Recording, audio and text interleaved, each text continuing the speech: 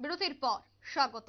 নির্বাচনী আবহে নাকা চেকিং এর সময় দ্রুত গতিতে একটি বাইক সজোরে ধাক্কা দেয় টিএসআর জওয়ানকে। সঙ্গে সঙ্গেই ঘটনাস্থলে টিএসআর জওয়ান মারা যায় বলে এই মুহূর্তে আমরা খবর পাচ্ছি।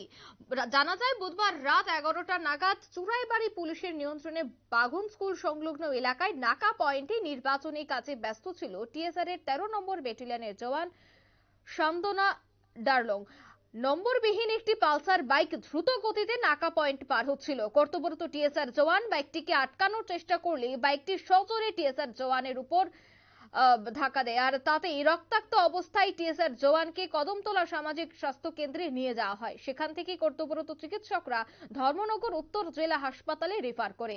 জেলা হাসপাতালে পৌঁছতেই টিএসআর এর জওয়ানটি তিনি মৃত্যুর কোলে ঢলে পড়েন।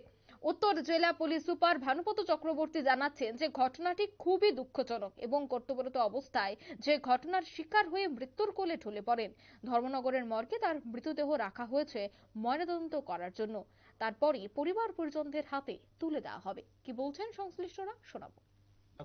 তো ঘটনাটা খুবই দুঃখজনক ঘটনা। ওয়ান ডিউটিতে ছিল, ইলেকশন ডিউটিতে ছিল, পুলিশ সেক্টর অফিসার যে ছিল এই এলাকার, ওনার সঙ্গে উনি ডিউটিতে ছিলেন। তো নামটা হলো শান্তনা ডালং, 13 ব্যাটালিয়ন টিএসআর।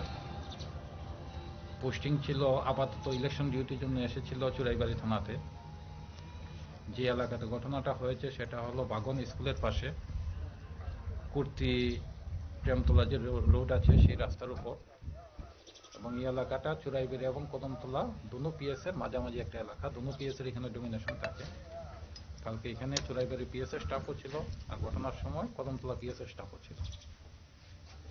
তো আমরা একটা কেস নিয়েছি এই ঘটনার উপর ভিত্তি করে, ইনভেস্টিগেশন চলছে। টিএচআর জওয়ান ওনার বাসাটা কোথায় ছিল স্যার? ধর্মনগর বৈঠাংবাড়ি। আচ্ছা, তো কোথায় আছে উনি? ও তো হসপিটালে যে ছিল, তখন পিএম হবে, তারপরে ডেড বডি আমরা যা আমাদের অফিসিয়াল নর্মস অনুযায়ী যে ধরনের শ্রদ্ধা দিতে হয় শ্রদ্ধা জানিয়ে আমরা ইয়ে করব। উল্লেখ্য যে বাইকের ধাক্কায় টিএসআর জওয়ানের মৃত্যু হয়েছে, তার আরোহীরা ক্ষতবিক্ষত অবস্থায় হাসপাতালে ভর্তি হয়ে মৃত্যুর সঙ্গে পাঞ্জা লড়ছে। বাইকটি ত্রিপুরা থেকে আসামের উদ্দেশ্যে যাচ্ছিল এবং তাতে বেশ কিছু আগর পাওয়া গেছে।